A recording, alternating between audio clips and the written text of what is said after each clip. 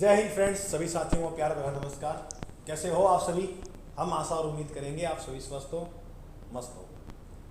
The English Guru Dayal sir आज आपको बिल्कुल निःशुल्क पूरा इंग्लिश का जो कोर्स है वो करवाएंगे। और गुरुजी आप ये बताओ, ये लेवल क्या है? लेवल वो जो आप तैयारी कर रहे हो। जब हम इंग्लिश करवाने लग गए, गुरुजी ने ये कहा था, मैंने कहा गुरुजी क्या लेवल में कराओगे? क्या गुरुजी इंग्लिश का क्या लेवल है? जैसे मैं मान लो टेंस करवाऊंगा, फिर टेंस तो टेंस ही अपने आप में, उसका क्या लेवल है? All competition. बाकी आपसे मिलने का बहाना था, तो मान लो आप जैसे एसएससी की कोई तैयारी कर रहे हो, है ना, तो चाहे सीजीएल हो, जो भी हो, उसके लिए इंग्लिश ये कारगर सिद्ध होगी। क्योंकि वही बात है गुरुजी, तेरा गले मिलना या ना मिलना तेरी मर्जी ही सही, पर तेरा चेहरा देख के लग रहा था दिल तेरा भी कर रहा था। चलो गुरुजी पढ़ाएंगे आपको। गुरुजी इनको इंग्लिश इसी करवा दो, एक कमेंट करा कर, वाह क्या बात है, ये लोग गुरुदेव, मिलो इनसे। नमस्कार साथियों, मैं दयाल चंद कड़वा, द इंग्लिश गुरु दयाल कह के आप जैसे स्टूडेंट्स पुकारते हैं। लगभग 2012 से मैं 2012 से एसएससी और बैंकिंग और राजस्थान के जो इंग्लिश कम्पिटिटिव एग्जामिनेशन हो रहे हैं उनसे जुड़ा हुआ हूँ। और मैं हमेशा बच्चों से डायरेक्टली इंटरेक्ट रहता हूँ कि बच्चों को हमेशा इसी लेवल में लेके चलता हूँ कि हमें ओनली कंपटीशन बेस्ड क्वेश्चन ही न करके हमें उससे भी ऊपर उठकर सीखना है। और आज हम शुरू करने जा रहे हैं इसी एक सीरीज़ में। आपका भी प्यार चाहूँगा, आपका भी साथ चाहूँगा। और इस एक पूरी की पूरी सीरीज़ में मैं आपको पूरा ग्रामर का, चाहे वो अपना एसएससी है, चाहे बैंकिंग का है, या RSMSSB LDC जो 14,000 जो वैकेंसीज़ है अभी तक अनाउंस्ड होने जा रही हैं, अभी तक फिक्स नहीं है। कुछ जो ऑफिस डाटा है उनके अकॉर्डिंग 17,000 पोस्टेस हैं। और अकॉर्डिंग टू अगर देखा जाए तो नोटिफिकेशंस में जैसे आएगा तो कम से कम 13 से 14,000 पोस्ट होने वाली हैं। तो उसके लिए ये हमारा कोर्स पूरी तरह से कारगर साबित होगा। और डेफिनेटली जैसे कि आपको आपने पढ़ा ही होगा, जो थंबनेल है उसमें लिखा हुआ है कि अब जो नौकरी दूर नहीं, तो मैं डेफिनेटली आपको बोलता हूं कि नौकरी दूर नहीं है। बने रहो मेरे साथ। अपने टॉपिक शुरू कर रहे हैं आज प्रोनाउन। तो टॉपिक है आज का अपना प्रोनाउंस। काफ़ी अच्छा टॉपिक।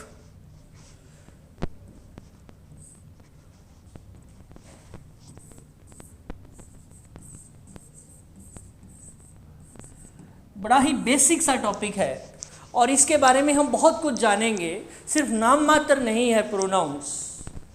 एक चीज़ दूसरा बता दूं, मैं ये वाला टॉपिक है, मैं डेफिनेटली 100% आपको अश्योर करवा देता हूँ कि ये टॉपिक अपने को पढ़ने के बाद में 100% आपको समझ आने वाला है।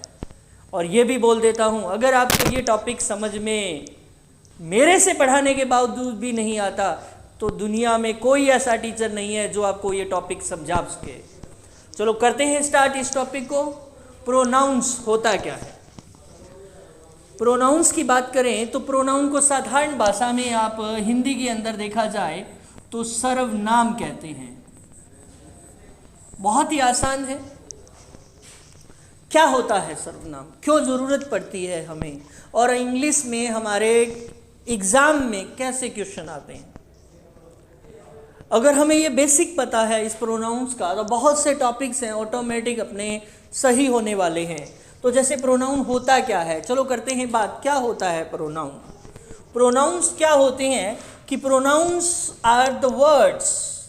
प्रोनाउंस कुछ ऐसे शब्द होते हैं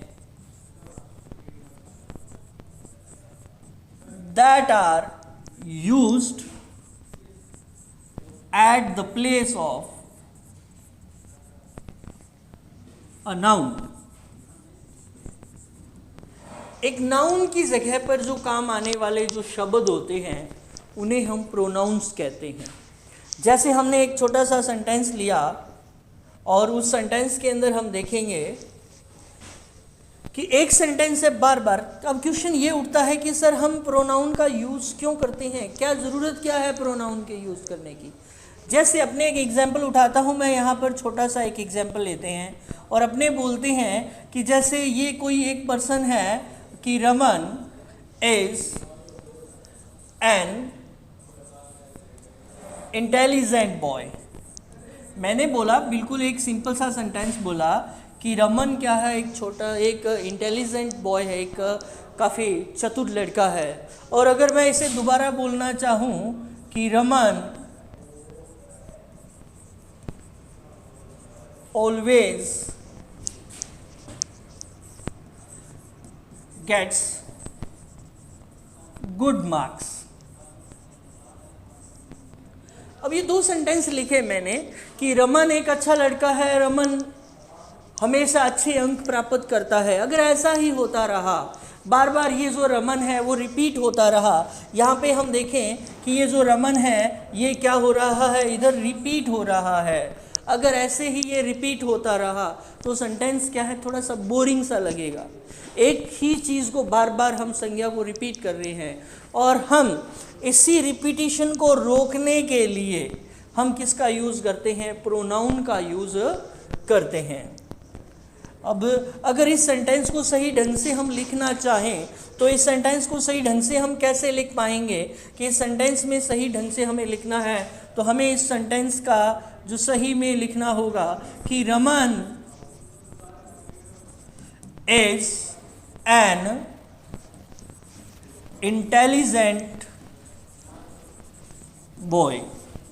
रमन एक इंटेलिजेंट बॉय है और इसके लिए हमें अब एक प्रोनाउन यूज़ करना है और वो प्रोनाउन हम यूज़ क्या करेंगे, ही का यूज़ करेंगे। ये किसके लिए यूज़ होगा, ये रमन के लिए यूज़ हो रहा है, इसके लिए यूज़ हो रहा है। हम बोलेंगे कि he always gets good marks.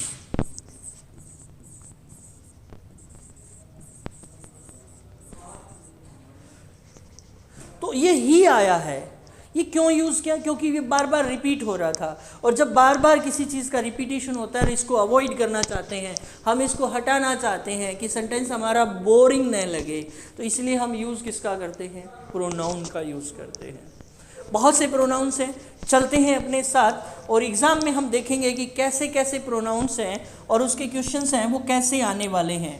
जैसे अपने बात करें प्रोनाउंस की, तो प्रोनाउंस के प्रकार कितने होते हैं, तो अपने प्रोनाउंस के प्रकार की बात करते हैं तो प्रोनाउन के जो प्रकार होते हैं, काइंड्स ऑफ प्रोनाउन,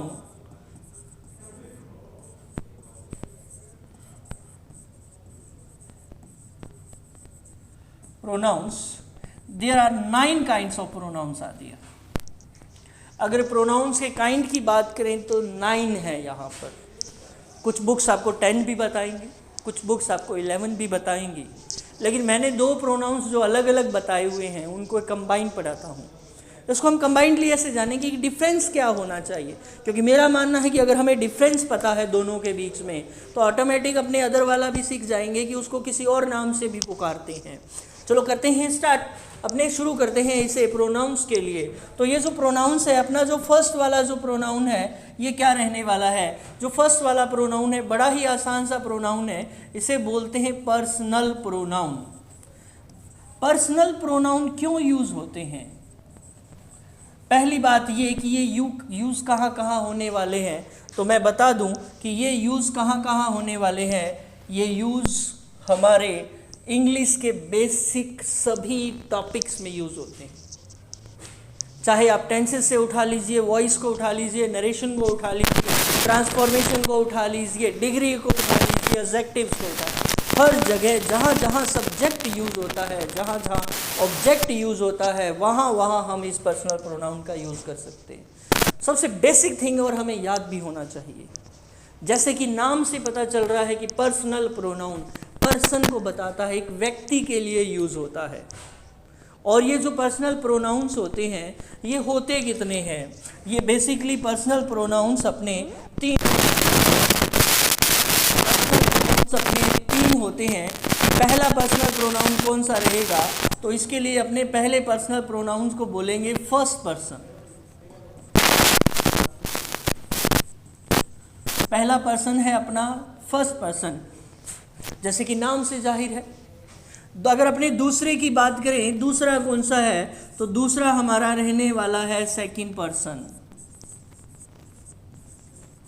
और अगर तीसरे की बात करें तो तीसरा कौन सा रहने वाला है, इसे बोलते हैं हम थर्ड पर्सन। तीन पर्सन्स है, क्या नाम ही काफ़ी नहीं, ओनली नाम जानना काफ़ी नहीं है अपने इसमें कि फर्स्ट पर्सन क्या है, सेकंड पर्सन क्या है, थर्ड पर्सन क्या है, लेकिन हमें पता होना चाहिए कि ये कहाँ कहाँ कैसे यूज़ होते हैं। बड़े आराम से समझेंगे, आपको मेरा सिर्फ ओनली ये हाथ देखना है और इस हाथ से समझ पाएंगे कि हमें कौन कौन से प्रोनाउंस होते हैं। चलो मेरे साथ रिपीट भी कीजिएगा, साथ साथ चलते हैं, हाथ की तरफ देखते जाइए और देखिए फर्स्ट पर्सन क्या है। फर्स्ट पर्सन है आई, वी फर्स्ट है अपना, यू जो कि सेकंड है, और जब अपने बात करें थर्ड की तरफ ही, शी, इट और दे, और एनीथिंग एल्स कुछ भी बचे इसके अलावा वो सब का सब थर्ड पर्सन रहेगा। तो अभी मेरे ख्याल से आपको पता लग गया होगा। चलो करते हैं, एक बार मेरे साथ रिपीट कीजिएगा। First I, we, second you, third he, she, it, they और एनीथिंग एल्स सारे थर्ड पर्सन हैं। तो देखते हैं, करते हैं स्टार्ट। पहला आई एंड वी, पहला है अपना आई एंड वी, ये रहते हैं फर्स्ट पर्सन। बात करते हैं दूसरे की तरफ, सेकंड पर्सन कौन सा होता है, तो सेकंड पर्सन हमारे लिए रहता है, सेकंड वाला पर्सन होता है यू। कौन सा पर्सन रहेगा जी, यू रहने वाला है। और अब बात करें थर्ड पर्सन की, तो थर्ड पर्सन कौन से होते हैं, पहला चलते हैं तो he, she, it, they and anything else, वो किस में जाएंगे, थर्ड पर्सन। तो करें रिपीट, पहला कौन सा होगा, ही, दूसरा कौन सा होगा, शी, तीसरा कौन सा होगा, इट, और चौथा कौन सा होगा, दे। तो ये अपने जो तीन पर्सन्स ऐसे हैं जो कि अपने लिए प्रोनाउंस थर्ड पर्सन के साथ आते हैं। अब इनको हमें थोड़ा सा ध्यान में रखना है कि ये जो प्रोनाउंस हैं वो कैसे कैसे यूज़ होने वाले हैं। तो ये वाले जो प्रोनाउंस मैंने अभी यूज़ किए हैं, आई, वी कौन सा पर्सन, फर्स्ट पर्सन, यू कौन सा, सेकंड पर्सन, और he, she, it, they, he, she, it, they कौन सा, थर्ड पर्सन। तो ये थर्ड पर्सन्स हैं और ये यूज़ कहाँ होने वाले हैं, ये यूज़ होते हैं एज अ सब्जेक्ट। ये कैसे यूज़ होंगे, एज अ सब्जेक्ट यूज़ होने वाले हैं। अगर अपने बात करें कि ये जो सब्जेक्ट हैं तो ऑब्जेक्ट क्या है, तो अगर अपने इनकी बात करें तो ऑब्जेक्ट की सीट पर काम आने वाले होते हैं, वो होते हैं अपने नंबर वन। अगर ऑब्जेक्ट की बात करें अपने, तो ऑब्जेक्ट पे जो काम आते हैं वो होते हैं अपने, आई का जो ऑब्जेक्ट देखा जाएगा तो आई का ऑब्जेक्ट रहता है मी, आई का ऑब्जेक्ट रहता है मी। अगर बात करते हैं अपने, आई का ऑब्जेक्ट है मी। अगर अपने बात करें कि यू है, यू का ऑब्जेक्ट क्या है, तो यू का जो ऑब्जेक्ट वो यू ही रहता है। आई का ऑब्जेक्ट है मी, यू का ऑब्जेक्ट है यू, और वी का ऑब्जेक्ट देखा जाए तो वी का ऑब्जेक्ट रहता है अपने अस। और बात करें ही और शी की, तो ये सब्जेक्ट की सीट पे आते हैं। तो ऑब्जेक्ट की सीट पे कौन आएगा सर, ऑब्जेक्ट की सीट पे ही के लिए हम यूज करेंगे हिम। और बात करेंगे शी का ऑब्जेक्ट कर्म क्या आने वाला है, हर। और अगर बात करें इट, तो इट का ऑब्जेक्ट क्या आने वाला है, इट ही होता है सर। अब बढ़ते हैं नेक्स्ट, दे का ऑब्जेक्ट क्या होने वाला है, तो दे का ऑब्जेक्ट होता है देम। अगर आप इसे सही ढंग से पढ़ लेते हैं, सिर्फ मात्र इतनी सी टेबल से आपका क्वेश्चन कहाँ से सही होने वाला है, वॉइस का क्वेश्चन बोल देता हूँ, पैसिव वॉइस का क्वेश्चन सिर्फ इतने से टेबल में से गलत नहीं होने वाला। और कहाँ यूज होगा, और ये अपने वर्ब का टॉपिक है, वहाँ पर सही होने वाला है। कौन सी वर्ब, सहकर्मक, और कौन सी वर्ब अकर्मक यानी ट्रांसिटिव और कौन सी इंट्रांसिटिव वर्ब यहाँ से पता चलने वाला है। चलो करते हैं स्टार्ट। अब समस्या हमारे सामने ये रही सर कि सब्जेक्ट कौन से और ऑब्जेक्ट कौन से कहाँ यूज़ होते हैं, हमें कैसे पता चलेगा कि सब्जेक्ट यहाँ यूज़ होते हैं और ऑब्जेक्ट यहाँ यूज़ होते हैं। तो हमें ध्यान में रखना है इसमें कि ऑब्जेक्ट कहाँ पे यूज़ होने वाला है और सब्जेक्ट कहाँ यूज़ होने वाला है। तो इसलिए आपको हमेशा ध्यान में रखना है कि जो सब्जेक्ट है वो अपना कहाँ यूज़ करेंगे, अपने कि सब्जेक्ट का यूज़ ऑफ सब्जेक्ट, अपने यहाँ टॉपिक डालते हैं कि यूज़ ऑफ सब्जेक्ट, कि सब्जेक्ट कहाँ कहाँ यूज़ होता है। तो अब समस्या ये है कि इसे आप नोट डाल के भी लिख सकते हो कि सब्जेक्ट कहाँ यूज़ होता है। तो सबसे पहले तो हमें ध्यान में रखना है कि नंबर 1 कि ये जो सब्जेक्ट है ये हमारा यूज़ होने वाला है, ये कहाँ यूज़ होता है, तो ये होता है हमेशा वर्ब से पहले।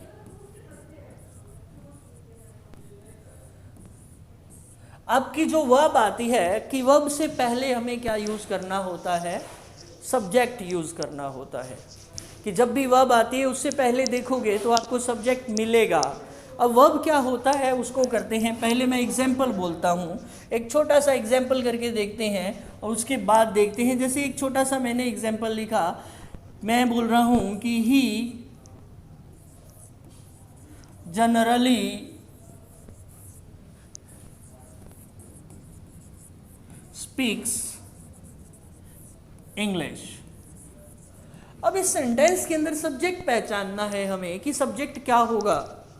बड़ा ही आसान सा सब्जेक्ट है इसके अंदर कि हम इसमें एक वर्ब ढूंढनी है। सबसे पहले वर्ब को देखो और वर्ब अपनी क्या दे रखी है, अपने इस सेंटेंस के अंदर वर्ब देखा जाए तो वर्ब बेसिकली पता है कि एक्शन हो रहा है, एक काम हो रहा है। क्या काम हो रहा है, स्पीक हो रहा है। और स्पीक कौन करता है, याद रखिएगा, स्पीक कौन करता है। और जब आप इस वर्ब से एक क्वेश्चन करते हो, कौन करता है, अगर अपने क्वेश्चन करते हैं कि कौन करता है तो इसका जो आंसर आपको मिलेगा वो वाला हमारा सब्जेक्ट है। कौन बोलता है, ही बोलता है।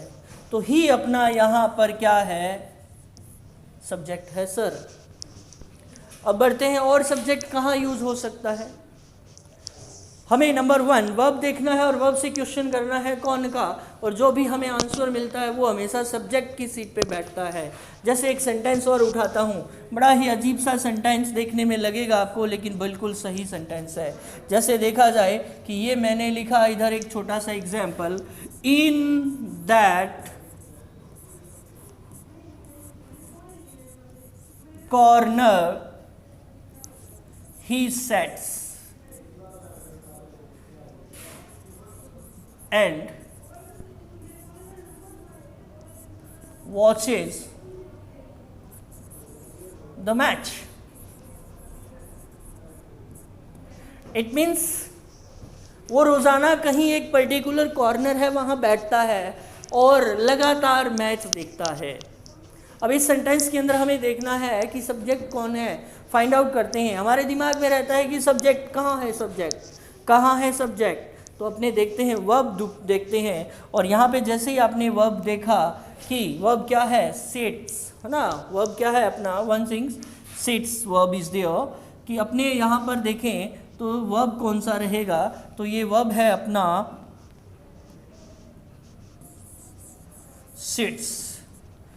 अब सिट्स वर्ब है अपना कि बैठता है। कौन बैठता है, क्वेश्चन कीजिए इससे कि बैठता है तो कौन बैठेगा, सिट्स। कौन sits, who sits, he sit. तो ही यहाँ पे सब्जेक्ट है। और उससे क्वेश्चन करना चाहते हैं एंड के बाद वाले से कि वॉचेस, देखता है। कौन देखता है, ही देखता है। तो ये हमारा सब्जेक्ट है। सब्जेक्ट पहचानना बड़ा ही आसान रहता है। और भी बहुत सी चीज़ें सब्जेक्ट से रिलेटेड जानेंगे, लेकिन पहले चाहता हूँ कि बेसिक हमें प्रोनाउंस का पता होना चाहिए। फिर देखेंगे हम कि इसमें, तब तक एक छोटा सा क्वेश्चन आपके लिए, और इस क्वेश्चन को देखना है आपको और उसका आंसर अपने कमेंट बॉक्स में ज़रूर राइट करेंगे आप। और अपना जो सब्जेक्ट है, एक एग्जाम्पल है, क्वेश्चन है आपके लिए, आपको बताना है ये क्वेश्चन है आपके लिए और आपको अपने कमेंट बॉक्स में लिखना है it is me who always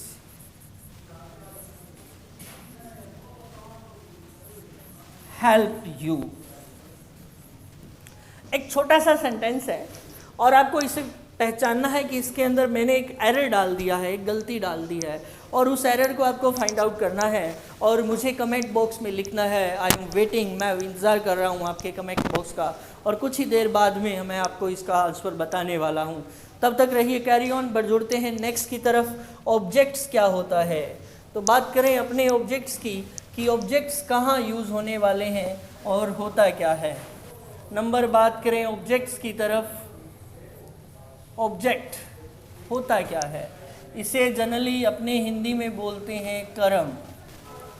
ऐसी चीज़ जो वर्ब के कर्म के रूप में काम आए। ऑब्जेक्ट की बात करें तो ऑब्जेक्ट अपने वर्ब है, इस वर्ब के बाद में काम आता है। ज़्यादातर ये कहाँ यूज़ होगा, ऑब्जेक्ट वर्ब के बाद यूज़ होता है।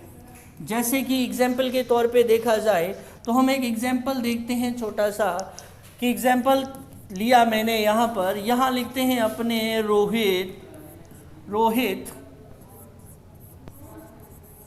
Played a match. रोहित एक मैच खेलता है, तो यहाँ पर प्लेड की बात करें तो ये प्लेड क्या है, यहाँ पर अ मैच।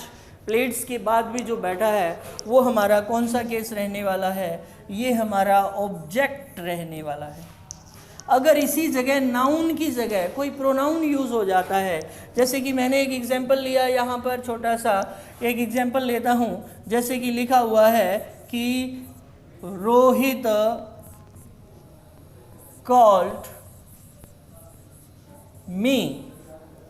ऑब्जेक्ट ढूंढा जाए कि ऑब्जेक्ट क्या है, तो ऑब्जेक्ट है यहाँ पर मी। रोहित बुलाता है, अरे किसे बुलाता है, किसे बुलाता है, मुझे बुलाता है।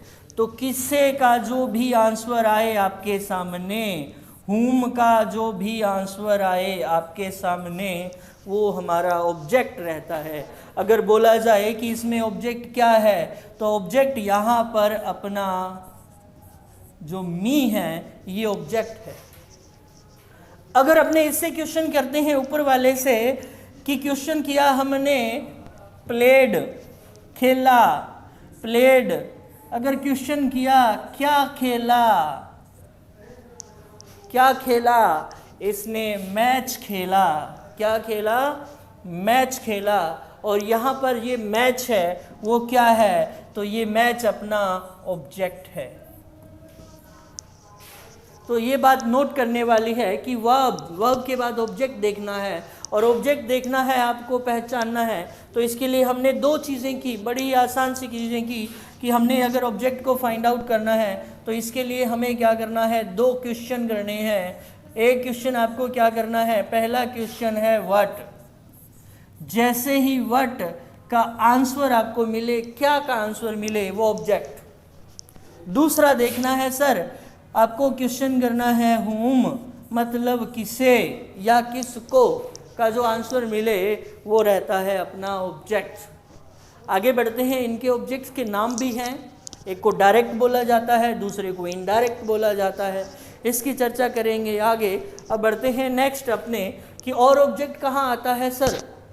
और ऑब्जेक्ट आता है, बड़ा बेसिक से चलेंगे बेटा, धीरे धीरे बढ़ते चले जाएंगे टफनेस की तरफ। अभी बड़ा आसान सा लेके चल रहे हैं अपने। अब आगे बढ़ें अपने कि इसके आगे देखा जाए कि ऑब्जेक्ट और कहाँ होता है। तो पहली बात तो ये अपनी पहली बात थी कि ये ऑब्जेक्ट कहाँ हो रहा है, ये वर्ब के बाद हो रहा है। दूसरी बात करते हैं कि ऑब्जेक्ट और कहाँ हो सकता है। तो दूसरी बात करें अपने तो ऑब्जेक्ट होगा अपना, नंबर सेकंड पे चलते हैं कि ऑब्जेक्ट और कहाँ हो सकता है। तो ऑब्जेक्ट की बात करें नंबर 2, तो ऑब्जेक्ट अपना जनरली प्रीपोजिशन के बाद।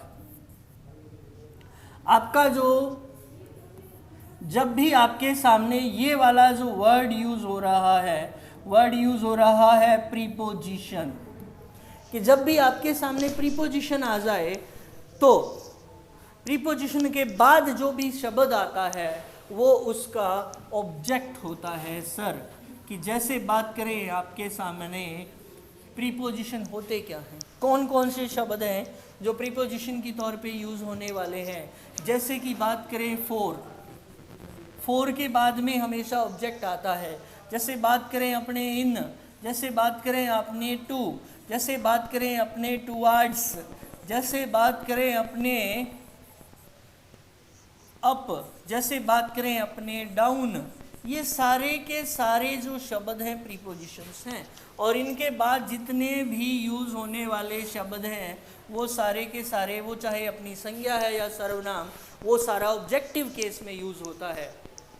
जैसे बढ़ते हैं, अपने एक छोटा सा एग्जाम्पल उठाते हैं और उसको राइट करते हैं। जैसे मैंने एग्जाम्पल लिया, एक एग्जाम्पल लेते हैं इसमें। जैसे मैंने यहाँ पर राइट किया है, क्या एग्जाम्पल राइट किया है देखते हैं। जैसे एग्जाम्पल है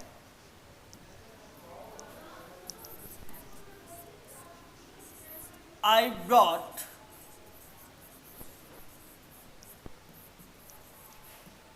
this pen for, और यहाँ पे लिखता हूँ you। तो ये जो you है for के बाद आया हुआ है, for के बाद आया है, तो ये कौन सा केस रहेगा, सब्जेक्ट है या ऑब्जेक्ट। तो सीधी सी बात है, ये कौन सा है, ऑब्जेक्ट है। और अगर अपने एग्जाम में यही ऐसा मैं कुछ राइट कर दूं एंड आई, तो क्या सही है, नहीं, ये बिल्कुल सही नहीं है। ये क्या है, यहाँ पर, यहाँ हमारा एक एरर साबित हो रहा है, ये गलत यूज़ हो रहा है। क्योंकि आए तो सब्जेक्ट होता है और यू तो ऑब्जेक्ट है। तो जब भी, याद रखने वाली बात है, छोटी सी चीज़ है, आपको याद रखना है कि जब भी सेंटेंस में, जब भी अपने बात करें सेंटेंस में एंड से दो चीज़ें जुड़ जाती हैं, तो अगर एंड से पहले सब्जेक्ट आता है तो एंड के बाद भी हमें याद रखना है कि सब्जेक्ट ही यूज़ होता है। और अगर एंड के बाद ऑब्जेक्ट आता है तो याद रखने वाली बात है कि एंड के बाद भी ऑब्जेक्ट का यूज़ होगा। इसी तरह से बढ़ते हैं, अगर एंड से पहले वर्ब की फर्स्ट फॉर्म आती है तो एंड के बाद में भी हमें वर्ब की फर्स्ट फॉर्म ही फिलअप करनी है। अगर एंड के बाद में सेकंड है तो हमें भी एंड के बाद में सेकंड वर्ब फिलअप करनी है। इसी तरह से एडजेक्टिव पे भी रहता है, सेम एडजेक्टिव यूज़ होता है, हमें सेम चीज़ यूज़ करनी है। अब यहाँ पर बात बताएं हम, तो यहाँ पर मैंने बोला था फोर, और फोर के बाद जो यूज़ होता है वो रहता है अपना ऑब्जेक्ट। अगर बात करें फोर, तो फोर के बाद में ये रहता है अपना ऑब्जेक्ट। और एंड से जब दो ऑब्जेक्ट जुड़ जाते हैं, एंड से जब दो ऑब्जेक्ट जुड़ जाते हैं तो वो ऑब्जेक्ट ही आता है और ये अपना सब्जेक्ट है। इसलिए आई ने आकर यहाँ पर हमें यूज़ आई के स्थान पर मी करना होगा, और ये गलती है। इस तरह के एरर्स एग्जाम में पूछे जाते हैं प्रोनाउन से रिलेटेड। और ये जो आपकी वैकेंसी आने वाली है RSM SSB वाली, उसके अंदर भी ऐसे क्वेश्चंस बहुत ज़्यादा पूछे जाते हैं। ऐसा उसके साथ में बढ़े अपने SSC की तरफ और बढ़े बैंकिंग की तरफ, तो स्पेशली जो 5 से 6 क्वेश्चंस हैं ऐसे आते रहते हैं। चलो करते हैं स्टार्ट, बढ़ते हैं नेक्स्ट की तरफ। कि वर्ब, एक छोटी सी चीज़ है वर्ब, बार बार मैं एक वर्ड यूज़ करने जा रहा हूँ वर्ब। कि वर्ब क्या है, वर्ब से पहले सब्जेक्ट, वर्ब के बाद ऑब्जेक्ट, बार बार यूज़ कर रहे हैं वर्ब। कि वर्ब क्या है, बड़ा ही आसान से बात है कि वर्ब में मेन वर्ब्स आती है, हेल्पिंग वर्ब्स आती हैं, इसके अंदर मॉडल्स आते हैं। चलो बढ़ते हैं नेक्स्ट। सेकंड टाइप है अपने प्रोनाउंस का। कि सेकंड टाइप की बात करें कि प्रोनाउंस के जो फर्स्ट टाइप आपने देखा अभी, कि फर्स्ट टाइप कौन सा होता है, तो फर्स्ट टाइप होता है अपना पर्सनल प्रोनाउन। कितने प्रोनाउंस देखे हैं अभी, तीन प्रोनाउंस देख लिए और दोनों केस देख लिए, सब्जेक्टिव भी देख लिया और ऑब्जेक्ट भी देखा। अब बढ़ते हैं नेक्स्ट सेकंड वाला कि इसमें सेकंड प्रोनाउंस कौन सा रहता है। इसमें सेकंड प्रोनाउंस रहता है अपने possessive pronoun. Sir possessive pronoun होता क्या है? पोजेसिव प्रोनाउन होता है अधिकार। ये हमें क्या बताता है? अधिकार बताता है। ये हमें क्या बताता है सर? ये हमें ऑनरशिप बताता है, हमारा मालिकाना हक, किसी चीज़ पर हमारा अधिकार बताता है। और जो प्रोनाउंस अधिकार बताने के लिए यूज़ होते हैं उन्हें बोलते हैं पोजेसिव प्रोनाउन। जैसे बात करें, अभी हमने देखा था, थोड़ा सा मेरे साथ साथ रिपीट कीजिएगा। पहले देखते हैं पोजेसिव प्रोनाउन कौन से हैं और क्या है, और फिर बढ़ते हैं नेक्स्ट की तरफ। जैसे एक टेबल देखी थी अभी अपने कि प्रोनाउंस होते हैं कितने, तो प्रोनाउंस देखा था अपने, फर्स्ट होता है सर ये जो फर्स्ट पर्सन रहता है। उसके बाद करें कि कौन कौन सा रहता है, तो ये अपना सब्जेक्ट था इसमें। तो सब्जेक्ट कौन सा था? फर्स्ट पर्सन में रहता है आई एंड वी, याद होगा, आई एंड वी, ये अपना फर्स्ट पर्सन रहता है। इसी के बाद में अपने बात करते हैं कि सेकंड पर्सन कौन सा होता है सर। तो सेकंड पर्सन की बात करें तो ये यू रहता है सर। और इसी तरह से बढ़ते हैं अपने नेक्स्ट थर्ड पर्सन की बात करें कि थर्ड पर्सन कौन सा होता है सर।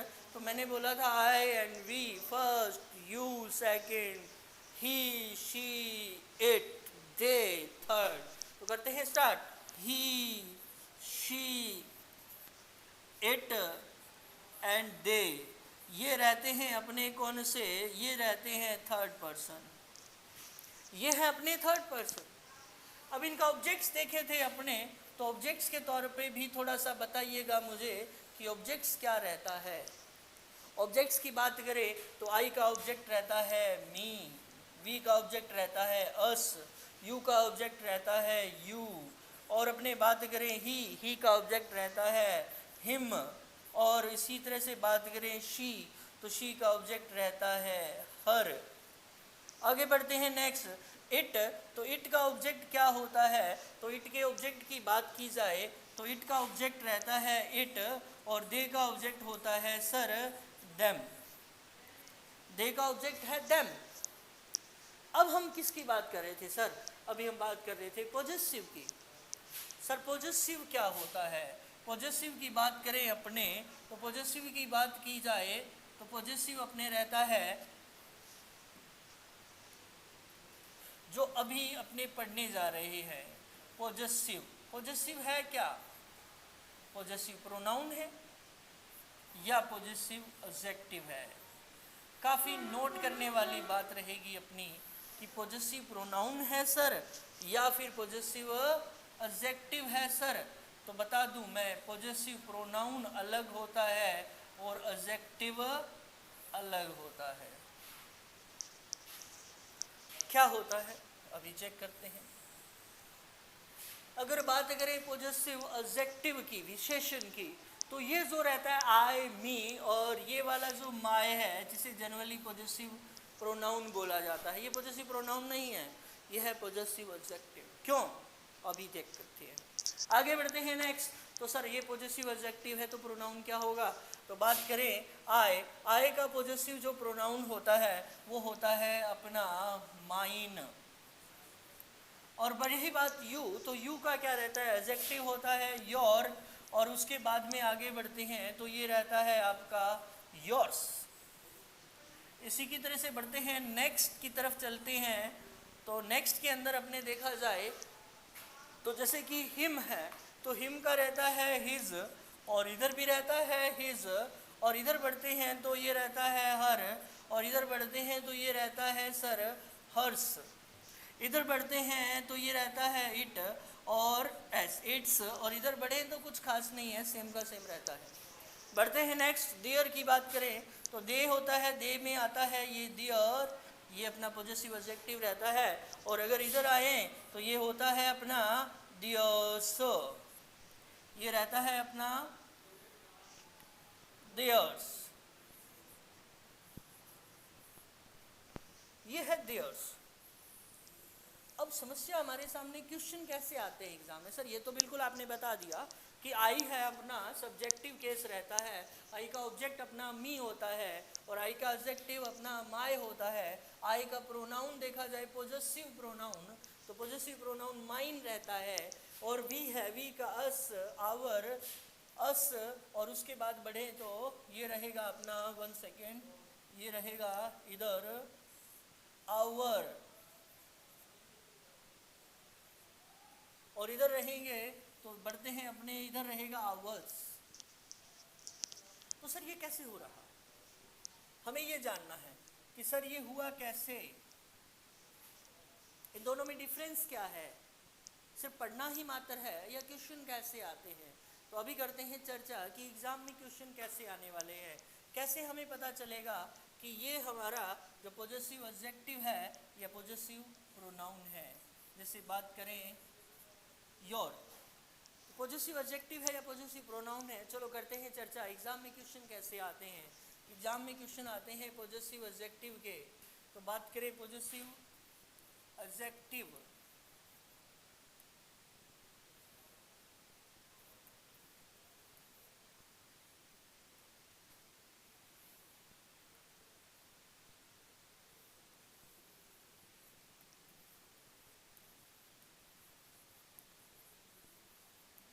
और बात करें अपने किसकी, पॉजेसिव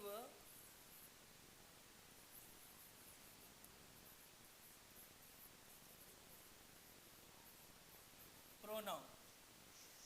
पॉजेसिव एडजेक्टिव और पॉजेसिव प्रोनाउन की बात करते हैं तो अभी देखते हैं।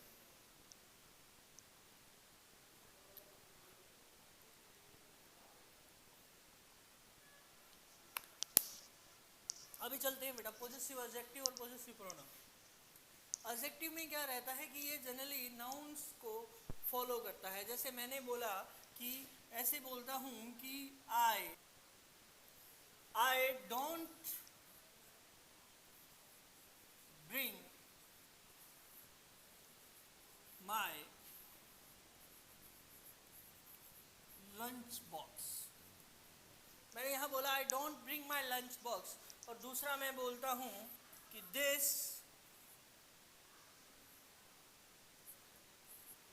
Lunch box is mine. अब बात रहे इन दोनों में कि पॉजेसिव प्रोनाउन कौन सा है और एडजेक्टिव कौन सा है, तो देखना एडजेक्टिव की एक विशेषता है। एडजेक्टिव क्या होता है कि हमेशा नाउन के साथ आता है। जब देखो यहाँ माय और ये है अपना नाउन, तो एडजेक्टिव हमेशा नाउन के साथ आता है, तो इसे बोलेंगे पॉजेसिव एडजेक्टिव। लेकिन बात करें अपने पॉजेसिव प्रोनाउन की, तो प्रोनाउन नाउन के साथ कभी नहीं आता, ये हमेशा अकेला आता है। और बात करें कि डॉन तो हमेशा अकेला आता है, और डॉन क्या है, प्रोनाउन। और अभी देखा जाए तो माइन के बाद नहीं है नाउन, नाउन कहाँ है, पहले। और अभी शुरू अपने इसी को ही जारी रखेंगे कल के वीडियो में, ठीक है। और डॉन आएगा बैक, करते हैं बात अगले वीडियो में। धन्यवाद।